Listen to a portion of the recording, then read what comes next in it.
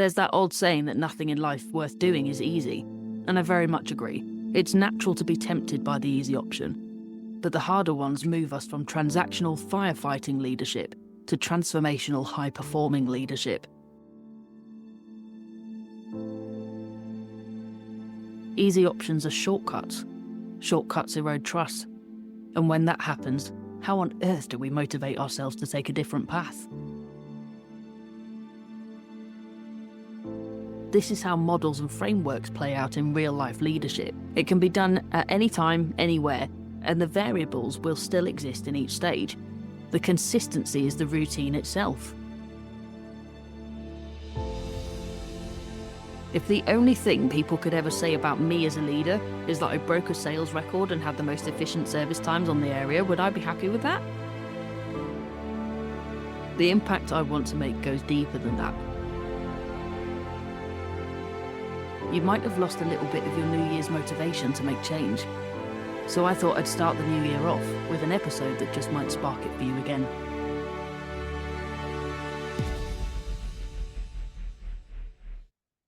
Hey, welcome to the Leaders Podcast with me, Laura McDonald, the leadership coach and mentor. Come with me as I explore the elements of leadership that give leaders like you the power and confidence to make the impact you know you can.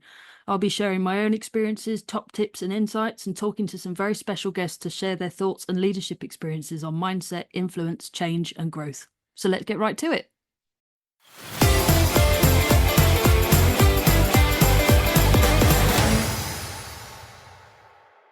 The Leaders Podcast is rolling into 2026 with more guests, more valuable tips and strategies for impactful leadership, and yes, more roundtables. I deliberately left the return of the podcast to the second week in January because, let's face it, we're all a bit flustered in week one, right? But now we're back and into the swing of things. You might have lost a little bit of your New Year's motivation to make change. So I thought I'd start the new year off with an episode that just might spark it for you again. When was the last time you chose a quick fix over the deeper conversation? I did it a few days ago, actually, with my son. He had a bundle of energy which I definitely did not. So instead of running it off with him and playing, which probably would have recharged my own batteries a little bit, I stuck him in front of the TV, and the energy he now wasn't burning off came back to haunt me later in the day. What he really wanted was not just to play, but to play with me. If I'd had that slightly deeper conversation for the 20 seconds it would have taken, and put the effort in to play with him as he wanted, he and I probably would have felt better at the end of the day. It happens with colleagues a lot too. We all get caught in that headspace of needing to get things done quickly, so we switch from asking for ideas to telling others the plan we've already decided, or keep ourselves busy to avoid a difficult conversation with someone knowing it will take more of our time and energy than we want to give in that moment. All leaders at some stage or another will engage in quick fixes. The easy options we convince ourselves will get us the same result with the least amount of effort. So it's all right that it happens. The crucial elements are what action we take to reduce the number of times it happens and how we rectify it when it does. I've met many leaders in coaching, mentoring or training situations who begin listening to a team problem or situation with a staff member and immediately interject a sentence that starts with, "Just tell them." Of course, we have a conversation about this approach. Just telling anyone anything never got me very far. In fact, it created more blockers than pathways, and whenever longer-term problems in the team became evident, it could usually be traced back to these moments, where I had created the disengagement fueling the current blockers to success, because I'd chosen the easier path over the harder route that would have yielded better outcomes for all. Leadership demands the time, energy, and effort it takes to go down the harder route, not to make life difficult for yourself or others, but to get to the core of problems, to understand the whys, to gain the information you need to make the decisions that will create sustainable long-term impact. So not only is it important to understand the reasons why you need to do this, but you also need the answer to one vital question many leaders ask themselves when they first realize the harder route is the real way forward. How would I commit to this? That time, energy, and effort you put into the harder route will need internal motivation, that spark that gets you trying, and your commitment to seeing it through, the fuel that will keep you trying in the longer term. And you need to know what you will see as a result of consistent investment of time, energy, and effort, reinforcing your own drive to build the critical infrastructure you need to effectively navigate these harder routes, knowing every moment is worth it. You need to know what you'll make possible because of the investment you make in your people, and where you might try and avoid the harder route so you can put the strategies in place to recognise that avoidance and lean into those conversations and actions you know will lift you and your team.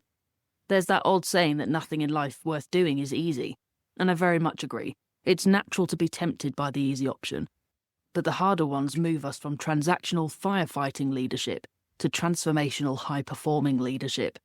So that's what we're exploring today. The risks of easy options, the long-term value of sustained effort, and strategies for motivating yourself to stay committed.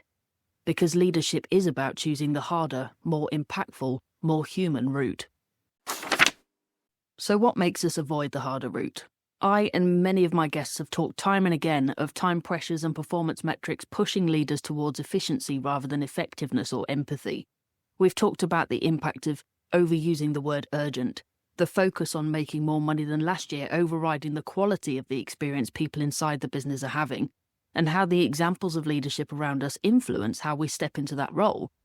These, of course, all play a part in helping us avoid the harder routes, in part, how we justify the easy options to ourselves. But there are other reasons for this avoidance. For example, our own cognitive bias will tell us we prefer immediate results over long-term investment. The world we live in tells us we must keep moving on to the next thing and the next thing at a faster pace than we're built to work at. So we follow it. And the more we see ourselves and everyone around us doing it, the more we'll try to keep up the pace. Sometimes that builds competition with ourselves or with others. So the goal no longer becomes about quality, but quantity. One reason we bow down to these pressures often comes not from other people, but from us.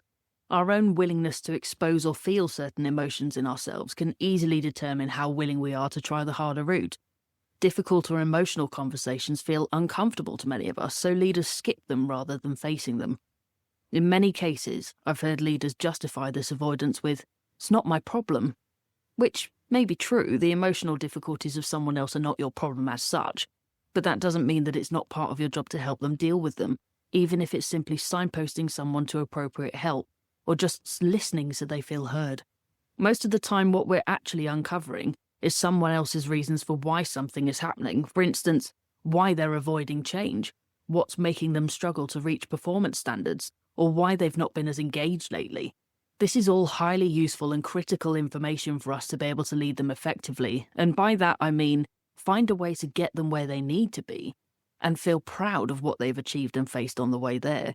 But another reason we may avoid these conversations is our lack of confidence in our own skill set. I've encountered many leaders only undertaking training and development on difficult conversations after years of already leading. So if you're a leader who's never had that more formal learning, don't worry, you're not alone, and it's also never too late. Investment in your own skill set early on develops your confidence and abilities quickly, meaning you're building trust and effective communication and a motivated team from the start. If you're only just building these skills now after years of leadership, you'll see the same result with an added bonus. You're actively demonstrating you can learn and grow, leading by example and driving your team to follow. By choosing the easy options, we may be gaining short-term compliance, but we're also creating long-term disengagement. The trust your team has that you care about them, want their opinion, and are willing to help them when they need it is eroding, and your credibility as a leader will disappear. You'll also be missing all those vital opportunities for innovation, so the ways of working remain stagnant and your team will fall behind the curve. You'll also miss those invaluable chances to build resilience. So when change, crisis, or challenge inevitably arrives, you and your team won't have the underlying strength and durability you need to manage it well and get through it together. In the longer term, all this means higher staff turnover, lack of development within the team, ineffective leadership, and poor performance or a daily battle to keep the team barely at the bar. For anyone in this place now, work is probably feeling really difficult. All the decisions are on your shoulders. You may be thinking if you want it done right, you have to do it yourself, and you might be feeling isolated due to the lack of meaningful relationships in the team, which may have created an invisible barrier between you. Easy options are shortcuts. Shortcuts erode trust. And when that happens, how on earth do we motivate ourselves to take a different path? The hardest route to choose is often the one to change our own behaviours. Worries about underperforming, what people will think of us, or whether we can cope with change sits in our minds. And if we're feeling the unspoken pressures of perfect leadership, it's even worse. We don't imagine it's okay to admit we need to shift behaviours and actions. We don't believe attempts to build deeper relationships with team members would be well received. We can't see how we could competently lead our team and maintain performance while going through learning and growth in our own leadership. Overcoming all this can feel like a mountain to climb. But when you have the right structures and habits in place for yourself, the right support around you, and engage in those first conversations with those supporting people, the mountain may still be there, but you've got people either side of you supporting your ascent. Which brings me to one reason I've seen a few times in my life to choose the easy options rather than the harder route. I'm stuck in my ways. I've seen people write themselves off in this regard as early as their 20s. That's it. They are who they are. This is the way they do things, and it's not about willingness to change. According to them, it's about capability. So let's set that straight. Everyone is capable of change because we're doing it daily. I am not the same person I was last week, nor last year, nor 10 years ago. I've changed consistently throughout my life, and the people I know who wrote themselves off in their 20s are still telling themselves the same message, but they too have changed considerably in the time we've known each other. So yes, there are a lot of external influences and reasons as to why we might choose the easy options. But at the end of all this, there really is only one question we have to ask ourselves. Why would I not choose the most effective and impactful route for myself and my team? You see, the only thing you really need to start choosing the harder route is the motivation to try. This is all about the reframing in your own mindset. Choosing the harder route is an investment, not a cost. And with effective communication, you can manage the wavy period between the current ways of working and the standard you've all agreed to in the future. The most important thing is that you do this together as a team. So when things start getting a bit shaky, you can take the lead and ask, what do we need to do to manage this as we move forward? Get clear on your own personal view of why this matters to you and your team as well. What will you be able to achieve together because you, the leader, chose to start down the harder route? And more personal to you, what do you want your leadership to look and feel like? This isn't about great big massive steps and huge conversations that are going to change the world. It's small actions you take daily that are going to build those long-term valuable assets like trust and communication and make them strong. That comes from consistency rather than size of action. So that competition you may have built up about quantity is no more. This is about solid quality. To keep you focused on that quality, turn your attention to micro wins, the small things that happen in a day that you proactively take the time to notice, like when a team member communicates a problem to you for once instead of hiding it, or you share a laugh with someone you don't normally spend much time with, or a team task just felt a little bit easier today than it has on other days. These micro wins are our evidence that what we're doing is working. They also fuel our drive to keep going. And what will make this really work is solidifying this evidence. Those micro wins start as reflective thoughts, and we don't want them to transform into more negative perceptions or divert our attention away from our goals. So keeping a journal, practicing gratitude, or doing intentional check-ins with your team will mean these are things you've actively seen, heard, or written in hard evidence rather than just thoughts. You can make these practices rituals to build up your own resilience, optimism, and proactiveness, so you drive a solution-focused mindset and keep choosing the harder routes, knowing it's making relationships with and amongst your team better. So now you know how you can spark your own motivation and how to build that as you go along. The next step is to identify the first action you can take. Ask yourself this: what one leadership activity have you avoided this week because it feels too hard? If you're listening to this episode on the release day, it's Wednesday today. So whatever you've been avoiding for the last 2 days since Monday, you've got time to do this before the end of the week. And frankly, the sooner you get on with it, the better it will feel. The trick is to limit your planning time. For example, if what you've been avoiding this week is a developmental feedback conversation, limit your planning of this conversation to 5 minutes. Use a model like the SBI model to plan out what you'll say and kick off the discussion, and highlight one question you can ask after you've finished the SBI structure to turn it into a two-way conversation. For instance, what's causing this? Getting bogged down in planning is only going to cause overthinking and stop you from actually having the conversation. So set a real timer on your phone or watch, and as soon as that bell goes off, you're done planning. Go and have that conversation. Most things will be made bigger in your mind than they really are. So if you find yourself backing off or trying to procrastinate as an avoidance tactic, reinforce to yourself why that action is needed, what the benefits will be of doing it for everyone, and use any evidence you have that this has worked before. Once you're in the swing of this, you're now looking to use that motivational spark to create fuel for long-term commitment. One of the first things you'll find when taking those harder routes is that your energy will be depleted, especially when you've overthought something, built it up in your head, or in the first few actions you take when starting to choose those harder routes. Leadership effort is draining and needs recovery time, so plan that time in regularly to recharge and reflect. Once again, make it a ritual that you have this time. By doing this, you're building your resilience up, learning how to reflect on different conversations and situations to learn from them, to make changes and developments in yourself by defining clear next steps you can take. The more experience you have, the more time you take for reflection, the more lessons and changes you build in yourself, the stronger your resilience becomes. Eventually, you'll find you can draw on experience and learning for most situations, sometimes taking pieces from here and there to create a credible action or response. Your confidence will rise, you'll become more comfortable, you'll be authentic without needing to try very hard, and most of all, you'll be consistent. That consistency will make the biggest impact of all. People learn from your persistence, not your perfection. I'll give you a personal example of this because consistency isn't always in the elements we think.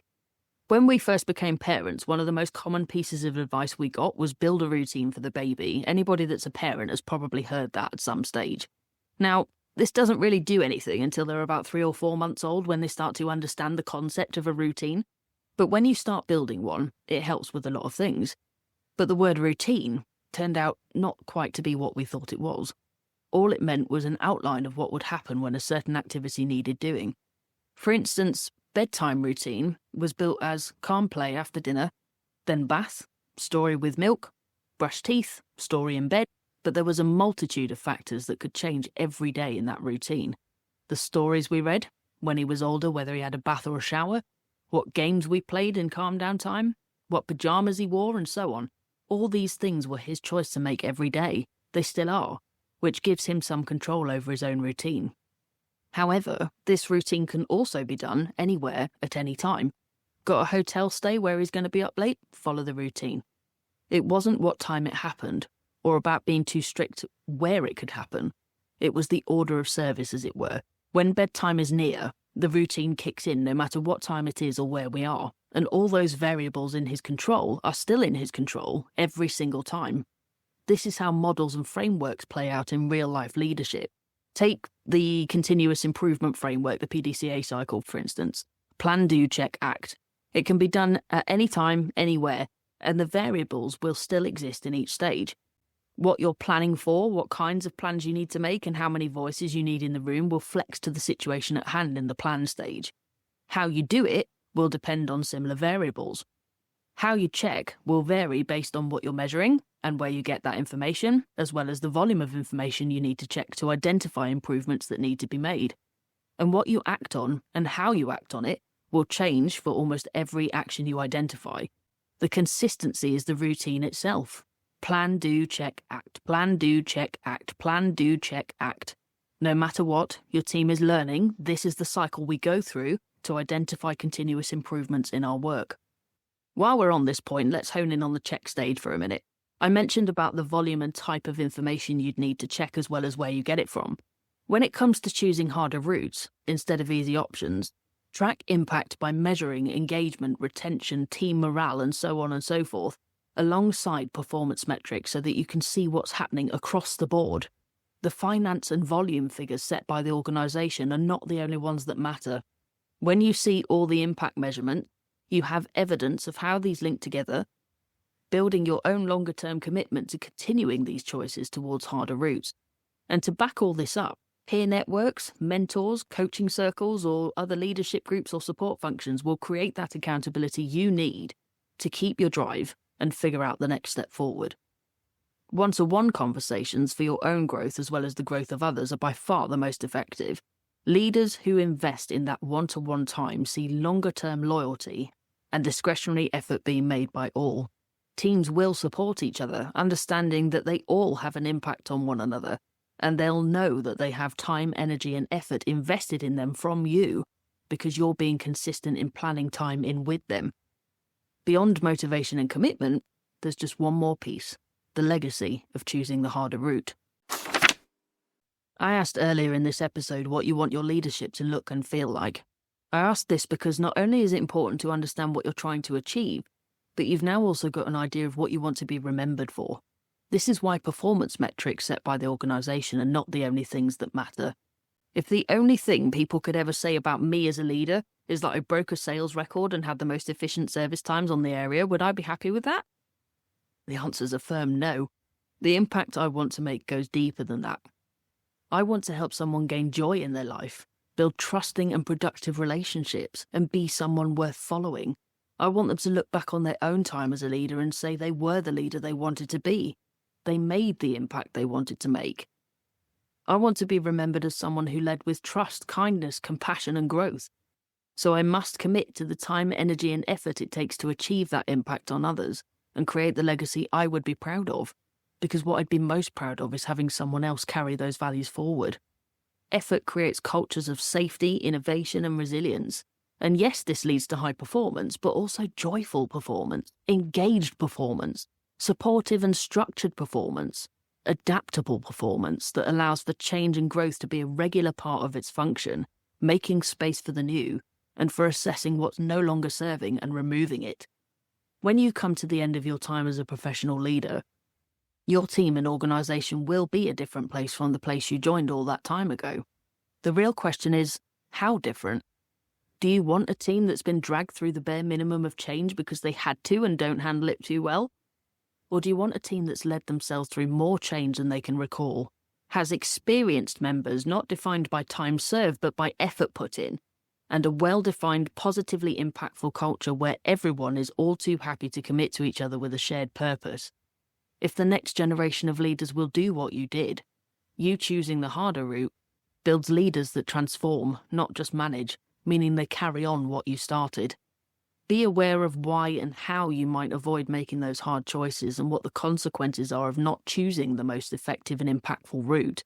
Own that decision and turn your attention away from quantity towards quality. Create those habits and rituals that spark that motivation to try, and develop the structures, systems, and practices that will solidify your commitment to continue investing in yourself and your team. Remember the impact you want to make. Put that at the centre of all your choices. There are a lot of things that influence us to take shortcuts, so it's very easy to point the finger elsewhere. But ultimately, the decision is yours and yours alone. Pointing fingers is just another shortcut. Sometimes, choosing not to do this takes a little courage, to move away from the status quo. That ownership is more powerful than you know. Eventually, we all face a crossroads between the best choice and the easy choice. Show you're willing to make the best one, and your team will follow. You take far more steps on a long road than you do on a garden path. So resist the shortcut and invest the time, energy, and effort into the harder route and lead with intention. Until next time, everyone.